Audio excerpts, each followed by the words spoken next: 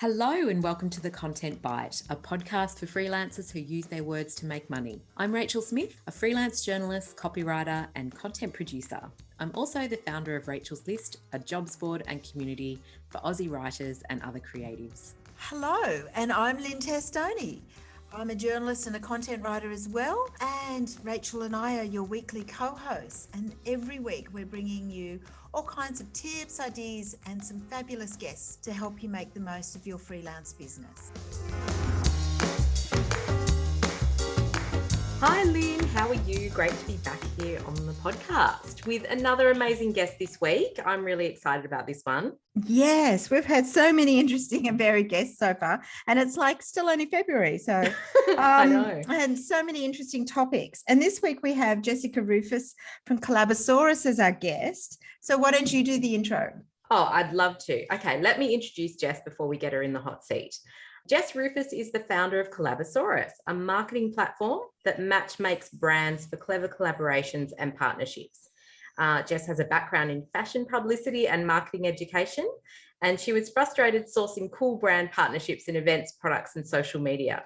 So she launched Collabosaurus in 2015, and it's now attracted more than 8,500 brands, including Porsche, ASOS, Bondi Sands, and Marks & Spencer.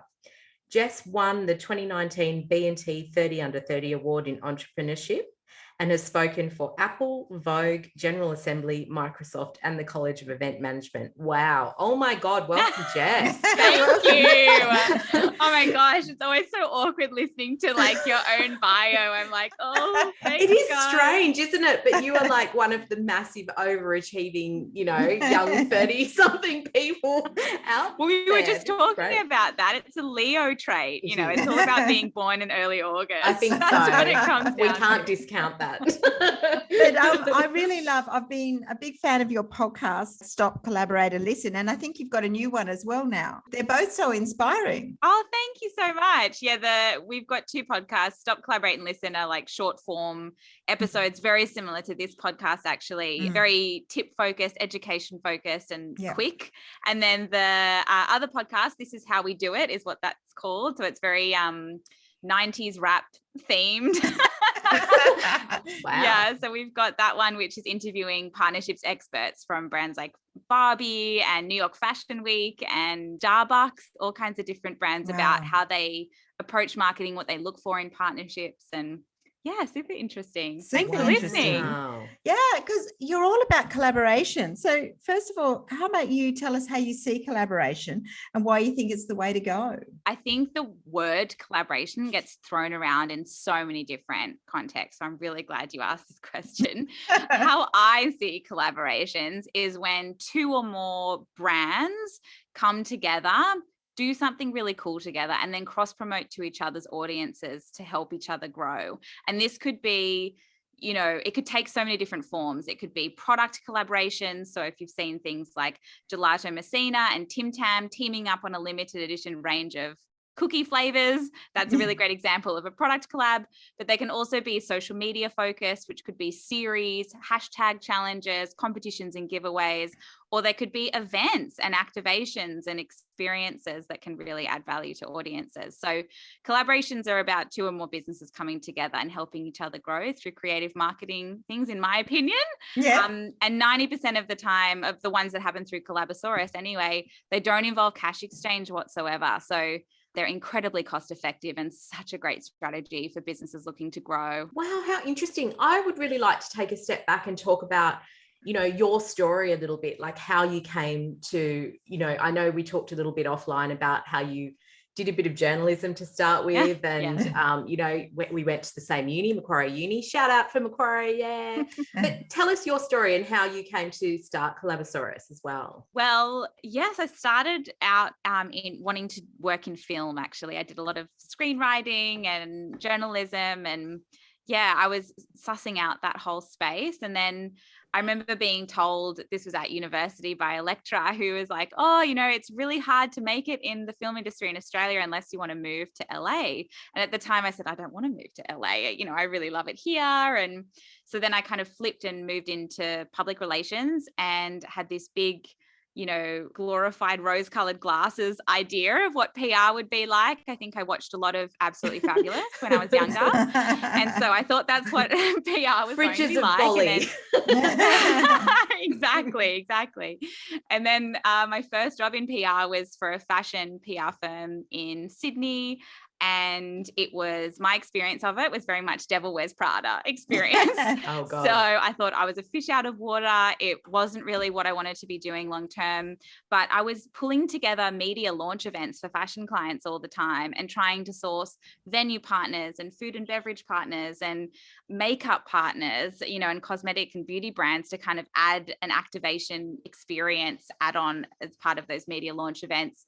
And I just found it was a really awful vibe around free stuff. People weren't leveraging it properly. A lot of publicists were just asking for free stuff point blank and not really actually approaching it from a partnership lens or a strategic sort of way. Not strategic at all. It was a scramble. Publicists often would just contact other publicist friends. And so small businesses who could have had the opportunity to get in front of a whole group of media and industry leaders were missing out on the opportunity because they just didn't know it was around. Yeah. And then from that job, I went into small business marketing education, and we taught partnerships as one of the core things businesses should be doing. But I just found so many weren't doing it because they'd been burnt in the past and taken advantage of, or they just didn't really know how to start or communicate their value.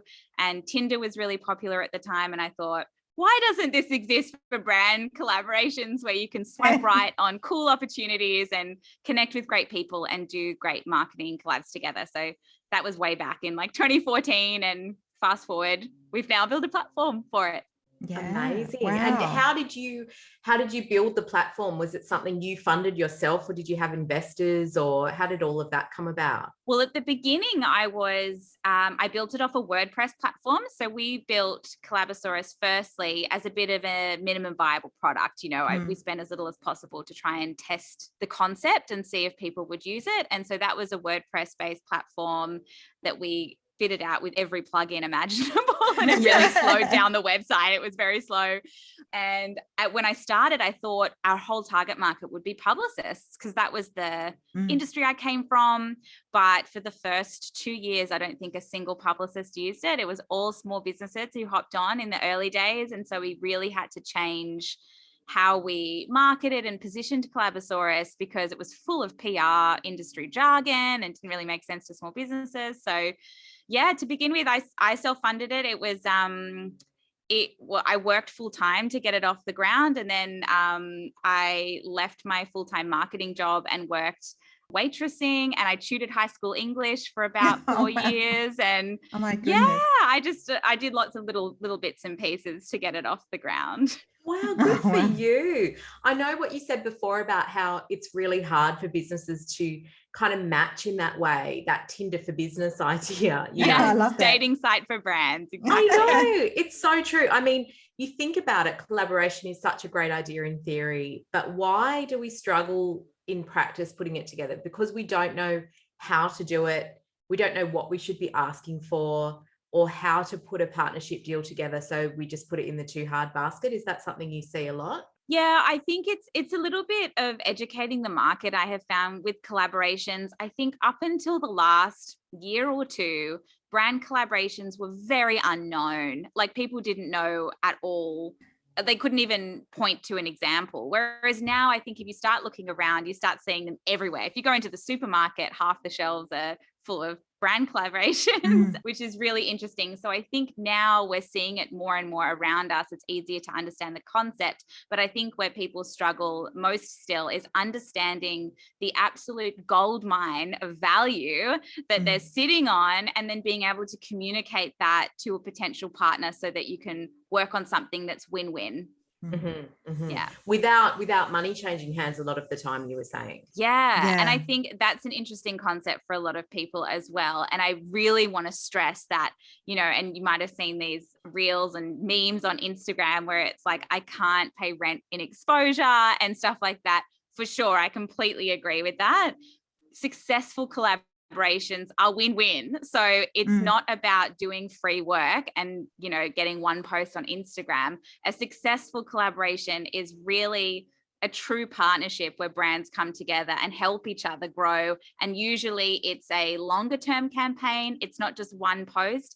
There's multiple, emails going out. There's podcast interviews. There's website traffic. There's sales off the back of that. So there's lots of different sort of factors that can be incorporated into partnerships. So yeah, I've probably gone super sidetracked there and didn't answer your question. That's really interesting. It's fascinating because it's a world that we don't know a lot about, I think. And how do you do it? Like, how do you put it together? And Collabosaurus exists to sort of, connect those people, but also educate them in how to put it together. And save a lot of time, because traditionally when I was looking for partnerships back in the day, I would have to come up with a creative idea, understand how that was going to impact marketing, source partners to then reach out to, not knowing if they'd even be interested in this kind of thing, do a bunch of pitching and hustling and following up and, putting that creative idea forward before even really getting to the juicy part. Whereas Collabosaurus cuts out the need to create a great proposal or have a great marketing idea in mind. You can connect with complementary partners and then work with them on a creative idea instead and be guided. So we save about 33 hours per collaboration because you can swipe right on opportunities instead. Yeah. So where should you start and what should you look for in a partner? How do you ensure that collaboration works for both of you? So I would definitely recommend starting with a marketing goal in mind. I think a lot of people get caught up in, I don't have a big creative idea, or they're super tunnel vision on one brand. I really want to collaborate with Afterpay, for example, and they don't have a creative idea around that. When I would say take a step back and have a think about how you want to grow as a business. What's your marketing goal? Do you want to increase your email list? Do you want to boost engagement on Instagram? Do you want to build up your LinkedIn presence, or maybe drive sales to an online course or a digital download or something like that? Because then the partner that you approach and the creative idea that you execute can be dictated by that marketing goal. And of course, inevitably, that helps you drive results because you'll be doing everything with that marketing goal in mind. So that's probably where I'd say to start with.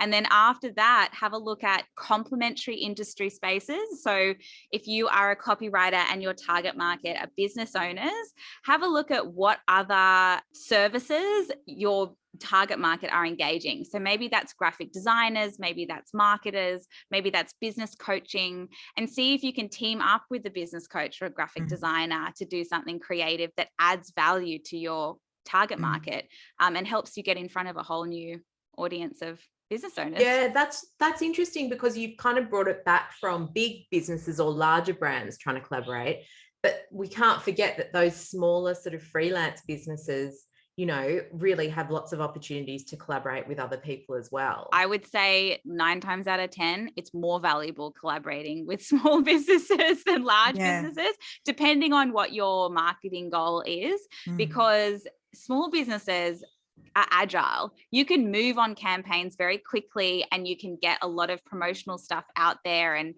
cool assets together, things like that. Whereas larger businesses, often the goal is more about less about reaching people, but more about credibility. So we partnered with Microsoft, for example. I wasn't expecting Microsoft to be promoting us out at all. The reason that was so attractive to me was for industry credibility, alignment, and then things that are like really hard to measure impact for, like that alignment piece or the media piece off the back of that. So it depends what you're after, but if you're after reaching potential customers, 100% smaller businesses are fantastic. Yeah. So how, as say that you were a copywriter or a journalist or an editor or, someone in that creative field, how would you effectively sort of communicate your value when you're putting together that proposal for collaboration? Well, I would say, first of all, you can skip the proposal bit altogether and use Collabosaurus if you like. Of course. But if you're pulling together a proposal, I would approach it from a very simple bullet point list type approach. So see how you can stack value, because visually that communicates and increased value as well. And start with your skill set and your time. That is worth a fortune in itself. And then in addition to that, you can look at your relationships you might be able to tap, all of the marketing channels that you have available to you and the resources that you have available to you. So things like if you have a podcast, or if you have a website, or if you have Instagram. a LinkedIn, Instagram, all of those things, you can absolutely stack that in a bullet point list to then create a very high value offer. And what I would also say and recommend, especially to freelancers, is quantify each one of those bullet points as much as possible. So what's your time and skill set worth? Maybe that's valued at $3,000, what you're offering this potential partner. So then what you'd be asking for in return is $3,000 worth of either marketing reach or, whatever it is that you're asking for. So I think quantifying is really important, and stack your value and just look at your time, skill set, resources, and marketing channels available to you. That in itself is hugely a really, really great place to start. I think you'll be surprised. There's also on page 3, if you go to collabosaurus.com and click list your brand, which is free to do. On page 3, there's like a checklist of all the things you could possibly offer in a brand collaboration. And if you're getting stuck or want some prompts, that's a good place to look to. Oh, cool. We'll Great put a advice. link to that in the show notes. That'd be great. No worries. Because I've always thought of collaboration of being more about goods that you sell, a bit more like the sort of thing when you're talking about Messina and Tim Tams. That to me is more traditional. So how do you sort of collaborate when you're selling services? That's a bit trickier, like our listeners, because a lot of them are writers. Yes, that's a really good question. And I think a lot of service-based businesses assume that collaboration marketing isn't a great angle for them, but they're wrong. Of course. It's really, really good. In fact, it would actually be more effective as a service-based business because a lot of your competitors aren't doing it and approaching it in a clever way. So I would argue you can actually, like that social media product and event examples that I threw out at the beginning, you could approach them just the same as a service-based business. So for example, there was like Linktree and Canva, 2 softwares. They're both targeting business owners. They're both services. They teamed up and did a high value webinar on like how businesses can grow this year, little things like that. So that's like, you can do event-based things, you can do experiences, and you can do like bundled products. Even Smack Bang Designs, who is a graphic design studio that also do copywriting as well, they teamed up with Made Tea and did a limited edition tea blend which was like a chill out tea blend that they gifted to all of their customers. So there was like lots of like little creative things there. And I mean, consider bundling. Like, as I said before, if your target market is business owners, you could team up with a graphic designer and offer like a website copywriting and design package together, and then you're both promoting it out. So there's so many opportunities. I love those ideas. Okay, well, let's look at the flip side and the disaster stories. What should you avoid, and when does it all go wrong? I just love the Apple and U2 example as an absolute disaster.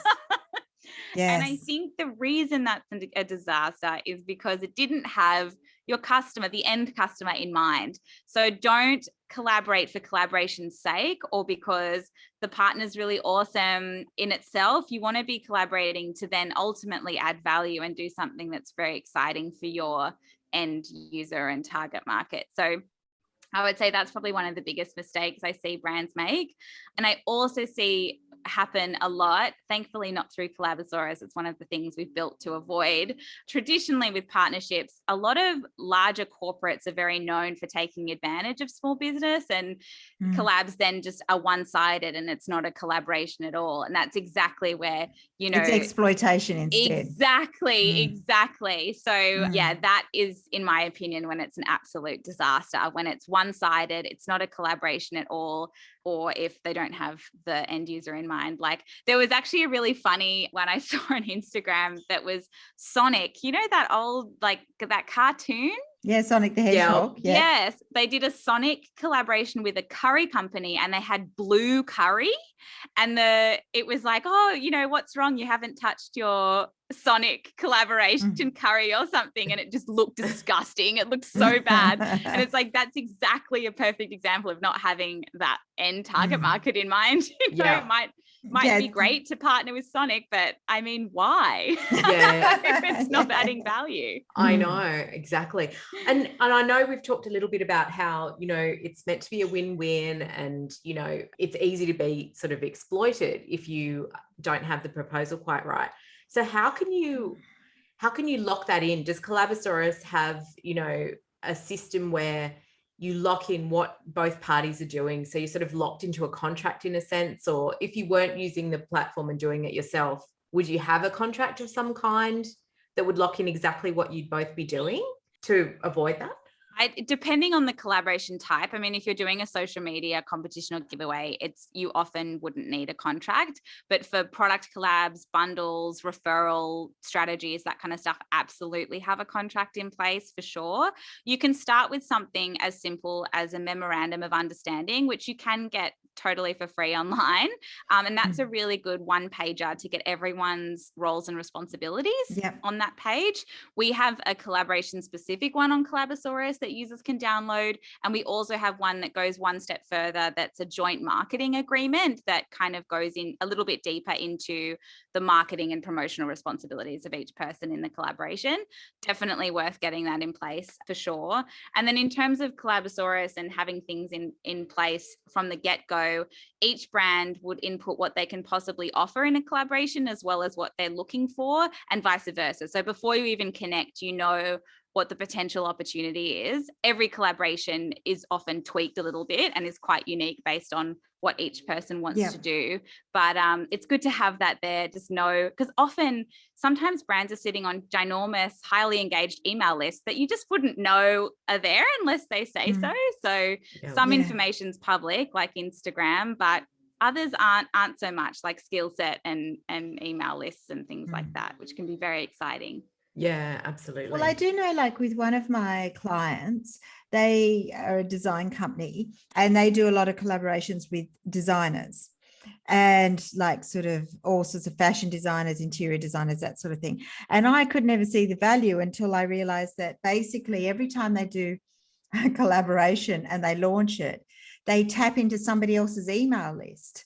And that's part of it, because I thought, oh, well, that's nice. I like the furniture and things, but I didn't realize every time they did it, they basically added quite a large incremental list, and then a whole new demographic of people coming on, and they usually basically would target designers that would have a different following than them, you know, so it might be younger, it might be a different geographic location. Yeah, it was really interesting. I found that quite strong. Yeah, and often like collaborations like that are just so much more meaningful than an advertisement. Yeah. And if you're comparing it up against the cost of the collaboration versus the cost of advertising to a highly engaged, targeted list like that, there's just no comparison. I mean, brand collaborations, we did a study a few years ago. They're up to 25 times less expensive than digital advertising, which is crazy. And digital advertising has really increased in cost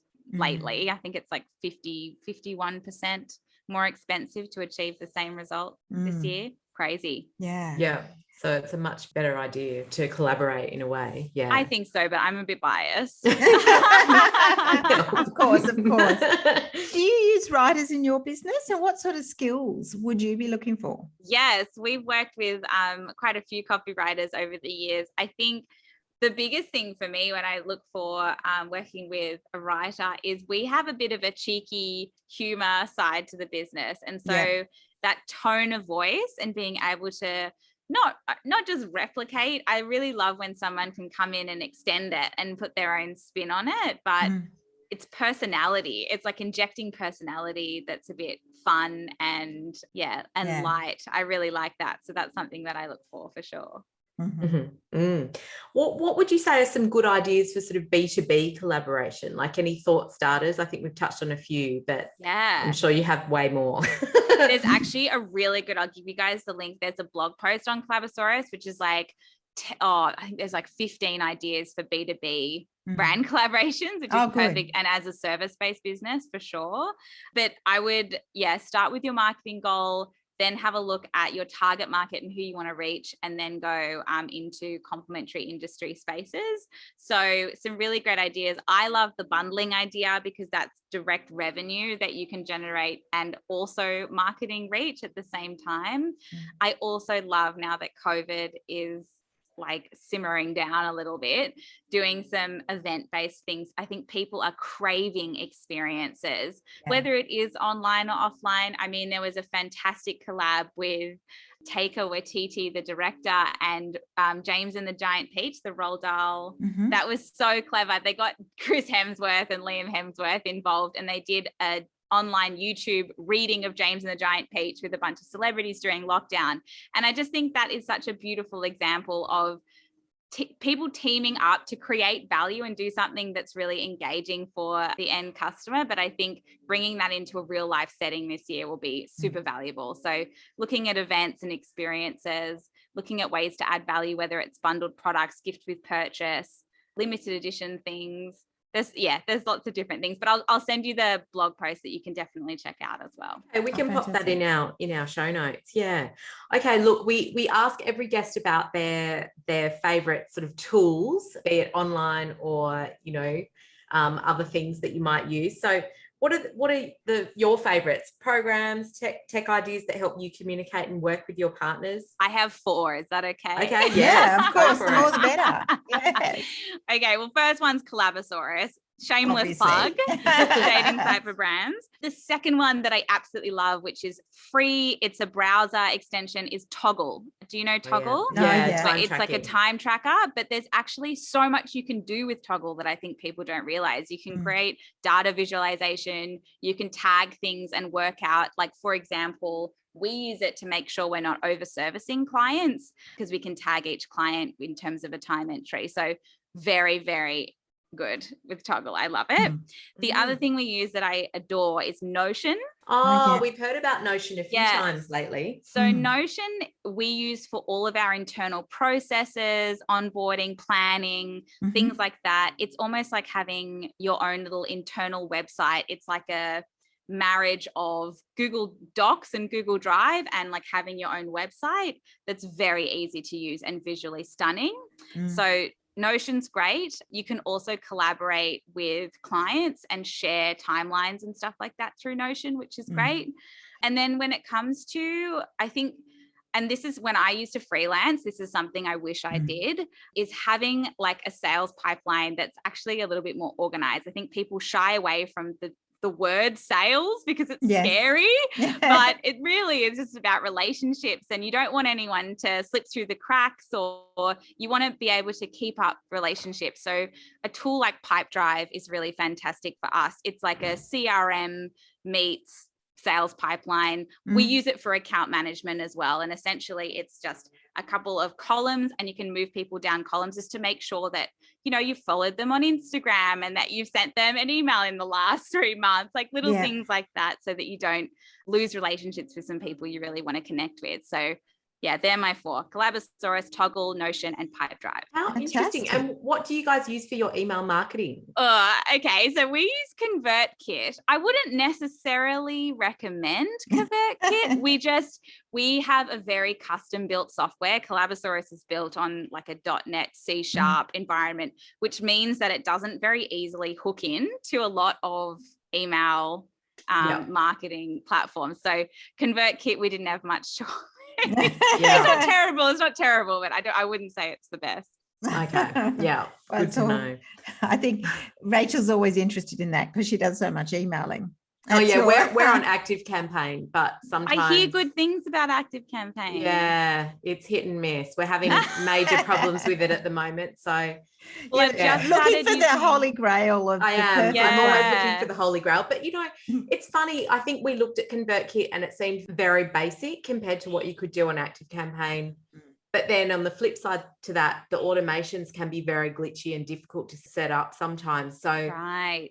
It's a hard one. I've just started. We used to use MailChimp for Yeah. Collabosaurus back in the day, and our list just got too big for MailChimp really to Yeah, be valuable. that's They common. have changed since then, but Yeah. yeah, I would say MailChimp is a little bit basic for our needs now. I've just started because I started a product-based business at the end of last year. So Oh. that I know so much time, but I've used Klaviyo for that. So I've just started with Klaviyo, which everybody recommends. It's great for e-commerce. It's very tricked out. You can do pretty much everything with Klaviyo. All the fancy stuff. Yeah. So that one's quite good so far, and hooks in with Shopify pretty seamlessly. Okay. So it's for that. Yeah. Oh, okay. wow. Interesting. So many things, aren't there? Yeah. If you want to talk about tech, I'm like, I can talk all day. Yeah, me too. all the gadgets. Yeah. We're massive nerds. So where can people find you and find out a little bit about the sort of things you offer, and tell us a bit about what you offer through Collabosaurus? Oh, please come find me. I would love to connect with you guys. So there's a couple of different places on social media. We're at Collabosaurus, of course, on Instagram and LinkedIn and things like that. A couple of the different things we offer. There's the Collabosaurus platform itself, which is free to get started on. I highly recommend jumping on just to have a little look around and see who you're matched with. You might spark a few ideas, which is really cool. And then we also have a partnerships masterclass that kicks off in March. And that is where I take a small cohort, usually of only about 10 people. And it's one-on-one mentoring where I help you build those like big proposals and understand your value and approach things from like paid sponsorships as well as brand partnerships and creative marketing ideas as well. And then we also have 2 podcasts. Yes. So there's which we mentioned. Yes. There's Stop, Collaborate and Listen. And then there's This Is How We Do It as well. Yeah. Okay. When's your masterclass happening again? It starts on the 14th of March. 14th of March. Yeah. Okay. Well, we'll put details of that in the show notes as well. Jess, thank you so much for coming on the Content Bite and sharing all your knowledge. I think it'll be really helpful actually for a lot of our listeners who might have thought about collaborating with other small businesses but not know how to go about it. So I really appreciate, all your wisdom. Yeah. Of course. Thank you so much for having me, guys. Yeah, I think it's really interesting. I think it will help people look at collaboration in a different way. Yeah, and absolutely. that's good. I think it's opened my eyes to a few different options as well. So thank you so much for being our guest this week. No problem. And I think that brings us to the end of the show. So thanks to Jess, of course, and everyone else who's listening. And don't forget to leave a rating and review on the platform where you find your podcasts. Yes, and we'll pop all the interesting bits and pieces from the episode into our show notes, which can be found in the iTunes podcast app. So head there to find out more about where you can connect with Jess and some of the other things that we discussed today. So thank you, everybody. We'll see you next week. Thanks. Bye. Bye.